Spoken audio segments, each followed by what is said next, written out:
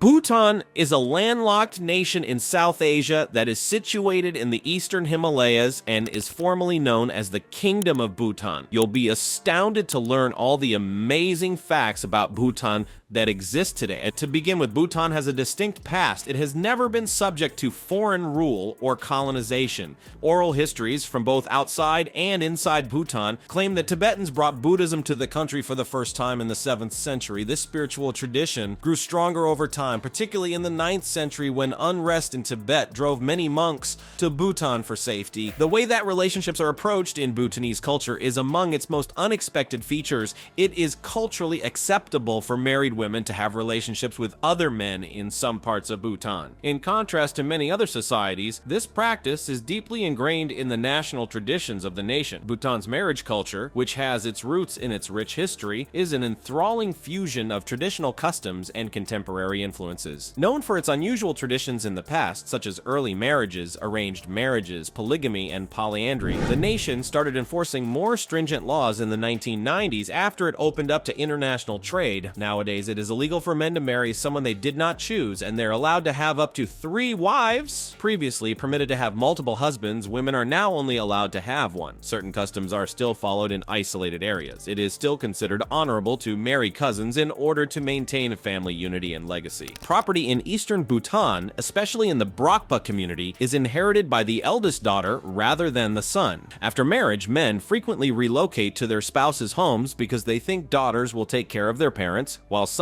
pursue their own goals. This tradition emphasizes how important women are to Bhutanese society. In rural eastern Bhutan, a peculiar custom known as bomb or night hunting is practiced by young men who discreetly visit potential partners during the night. He stays until dawn if the woman accepts and their relationship might develop. It's less common these days, but it captures a bygone era. Married women are allowed to sleep with other men and have multiple husbands in some places. This is usually so that they can share the workload from their primary husband's long business trips and difficult terrain. These extra husbands, who are typically neighbors or family members, assist with household maintenance. Astrologers are consulted to ensure compatibility and choose auspicious wedding dates, underscoring the spiritual beliefs that continue to shape Bhutanese life. Astrology also plays a significant role in marriages in Bhutan. What aspect of Bhutan's distinctive marriage customs most surprised or intrigued you then? Post a comment below to talk with me. Happiness, not gross domestic product, is used to gauge a country's progress in Bhutan. The nation measures its citizens' well-being using gross national happiness, GNH, which takes into account various aspects such as health, education, wealth of culture, and standard of living. If a family has happy, well-behaved kids, strong ties to the community, excellent health, and a high quality of life overall,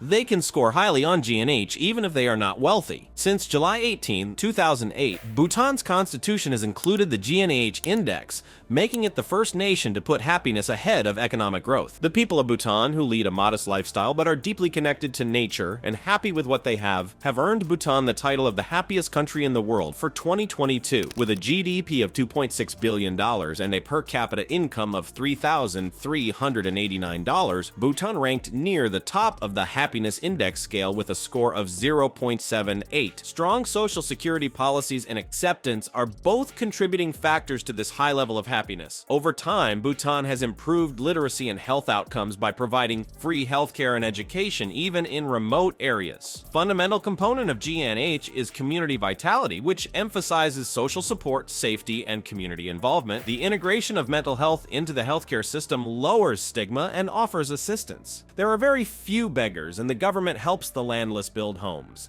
Bhutanese pride in their breathtaking landscapes, clean air, and tranquil surroundings is evident, and they have a low crime rate. Frost-covered evergreens, the majestic Himalayas, dense forests, and crystal-clear rivers are among the scenic wonders of the nation. There's a subtle woodsy smell to the air. The wind howls through the canyons, and there's always the constant sound of prayer flags and temple bells. Bhutan's happiness index is criticized, though. Some see it as propaganda from the government that obscures problems like ethnic cleansing and violations of human rights. Considered an ethnic cleansing act, Bhutan has driven over 100,000 Hindus from the country to Nepal since 1990. Critics point out that while fostering a reputation for happiness, 13% of the population is being deported, which is inconsistent. Others draw attention to Bhutan's difficulties and poverty. Bhutan would benefit more from a happiness-based policy due to its difficult terrain, poor transportation, dearth of minerals, and small agricultural agricultural areas, all of which impede economic development. Bhutan's perspective on natural wonders further demonstrates the importance placed on spiritual values. Clicking that subscribe button only takes 10 seconds before I ask for your help. We pledge to keep improving the show for you in exchange. Gangarpu, standing at an astounding 7,570 meters, is one of the highest mountains in Bhutan. Nestled in the majestic Himalayas, it is not only the highest peak in the nation, but also the highest unclimbed mountain on Earth. The disputed boundary between China and Bhutan during its zenith contributes to its enigmatic nature. Inviting mountain climbers to conquer this elusive summit, Bhutan opened its doors to them. Everyone tried, but nobody was able to succeed. In order to respect the spiritual beliefs and customs of its people, who view the mountains as sacred dwellings of spiritual gods, Bhutan banned climbing on mountains higher than 6,000 meters in 1994. By 2003, the nation had outright banned any form of climbing. China granted permission to a Japanese expedition in 1998 to ascend Gangarpu on-su from Tibet. The team was kicked out of Bhutan and went on to summit nearby, slightly lower at 7,535 meters, Lianan Conry. According to their notes, Gangarpu on-su is located just 2 kilometers away over a ridge. Bhutan continues to be steadfast in protecting its holy peaks despite their interest. As the highest mountain that has not yet been conquered by humans, Gangarpu is a symbol of unspoiled grandeur and spiritual reverence. Though climbing the highest mountain in the world may seem appealing, Bhutanese culture places a high value on life. This reverence is demonstrated by the stringent anti-killing laws as well as the ban on mountain climbing. It is against the law to kill someone, and it is also unlawful to operate a slaughterhouse in any capacity. As a result, India is the importer of all animal flesh. Very few Bhutanese eat meat, and those who do usually abstain from it out of guilt about the souls of dead animals. Bhutanese people believe that Buddha preached against killing living things, causing others to kill them, and encouraging oneself to kill them. All living things quake in the face of violence, dread death, and cherish life. Furthermore, Bhutan's wildlife is protected by strict laws. For example, there are harsh consequences for those who deliberately kill black-necked cranes, one of the nation's most vulnerable species. These can include the death penalty in the worst circumstances or life in prison. Did you know that one of the world's most dangerous airports is located in Bhutan? That's correct. Among Bhutan's 4 airports, Paro International Airport is the only one that serves foreign travelers. Nestled in a deep valley by the Paro River, Paro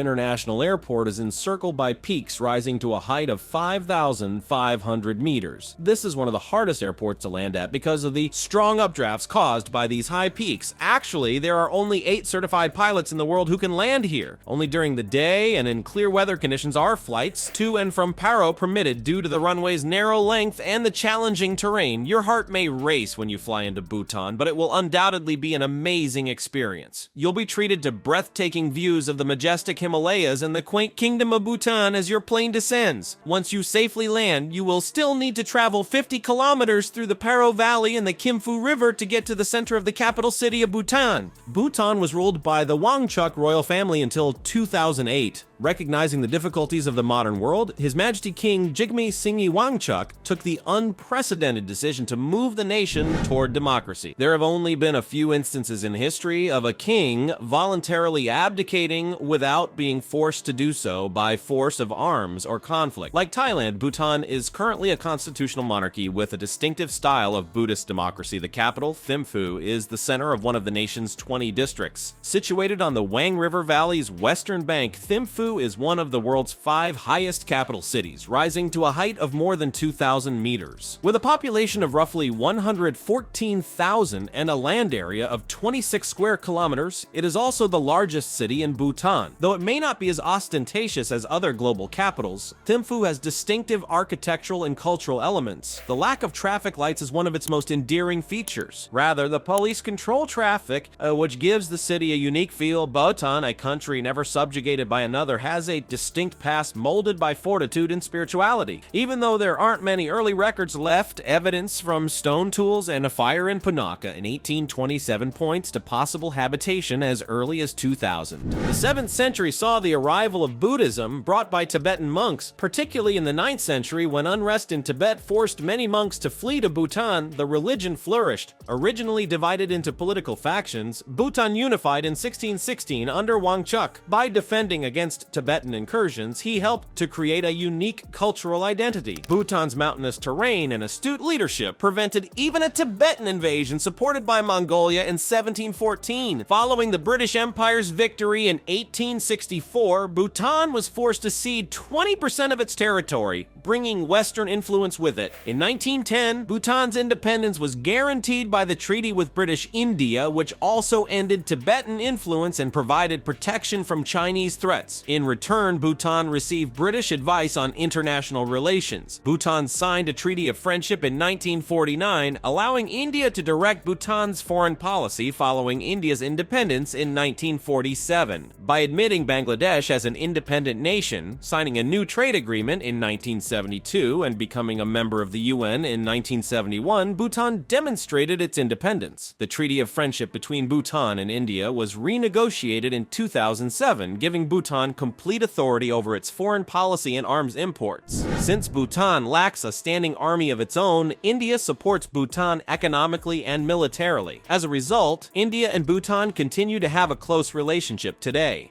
Botanists were once perplexed by the rare Himalayan wildflower known as the blue poppy, which is the national flower of Bhutan. With its brilliant blue petals, the blue poppy, Meconopsis grandis, which gained official recognition in 1982, represents Bhutan's natural beauty and cultural legacy. It grows from 3,000 to 5,000 meters above sea level, giving the summertime alpine meadows beautiful colors. The blue poppies represent spiritual harmony, peace, and purity in Bhutanese culture. It is reflected more than just its aesthetic appeal in the art, literature, and folklore of the country, where it is deeply ingrained. This flower, which thrives in difficult mountainous terrain, represents the tenacity and resiliency of the people of Bhutan. It serves as evidence of their tenacity and resolve. Bhutan's commitment to environmental preservation guarantees the preservation of the blue poppy's habitat in line with the nation's more extensive biodiversity policies. More than just a flower, the blue poppy is a potent symbol of Bhutan's unique natural and cultural identity. The blue poppy represents Bhutan's natural beauty and cultural diversity, but the nation's remarkable environmental accomplishments also heighten its significance on a global scale. Bhutan, also known as the land of the thunder dragon, is a remarkable nation with intriguing and unexpected information. With its vast forests and high Himalayas, it is the only country with negative carbon emissions. With an average elevation of over 10,000 feet, virgin forests encircle more than 70% of Bhutan. Enforcing stringent laws to preserve these forests, the Bhutanese kingdom bases its existence on the idea that living in harmony with nature is necessary for happiness. Their constitution stipulates that for the benefit of future generations, at least 60% of the land must remain forest. Bhutan has surpassed carbon neutrality and is now carbon neutral, absorbing more carbon dioxide than it emits, while many other nations struggle to cut their carbon emissions. This dedication to conservation ensures rich biodiversity and breathtaking natural landscapes for future generations, which is consistent with their gross national happiness philosophy. Bhutan's commitment to the environment serves as a role model for the rest of the world, supporting international efforts to combat climate change. Is it not amazing that Bhutan only acquired television in 1999? The 1998 World Cup final was televised for the first time. With the launch of the first station in 1973, even radio was a novelty. In order to safeguard the country's cultural identity and keep harmful outside influences at bay, the Bhutanese government postponed the adoption of these technologies. However, television has come under fire ever since for allegedly altering Bhutanese society. It has damaged traditional family life, according to psychologists, as people watch TV instead of conversing. The popularity of American wrestling and foreign action films has been connected to an increase in crime rates. According to psychologists, people are less satisfied with their own lives when they watch TV depicting global wealth. Many Bhutanese expressed opposition to the government's attempt in 2008 to block channels such as 10 Sports, MTV, and Fashion TV, arguing that TV had expanded their horizons and improved their lives. Additionally, they claimed that because it kept husbands at home in the evenings, alcohol consumption, which is a major cause of death in Bhutan, was decreased. Bhutan demonstrated a singular fusion of modernity and tradition as it managed the cultural effects of television introduction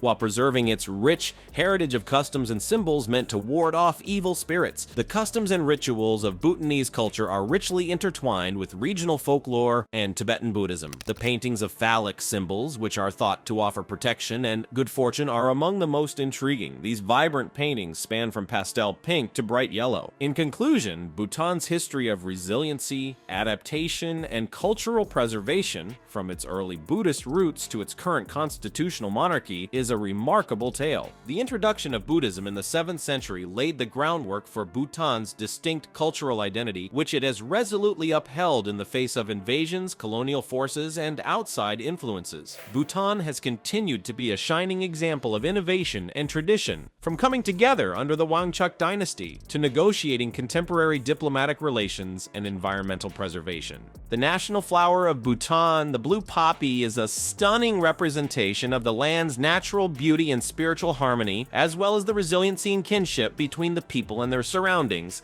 Bhutan is a global leader in sustainability, as evidenced by its outstanding accomplishments in environmental conservation, such as its zero carbon emissions and dedication to forest preservation. Bhutan must strike a balance between maintaining its traditional traditions and allowing modern influences as it adopts new technologies like television. Notwithstanding these obstacles, the country persists in safeguarding and commemorating its abundant legacy, encompassing antiquated customs and colorful emblems such as phallic paintings that bestow protection and good fortune. Bhutan's narrative demonstrates how tradition and advancement can coexist, providing insightful guidance on navigating the challenges of modernization without sacrificing one's cultural identity.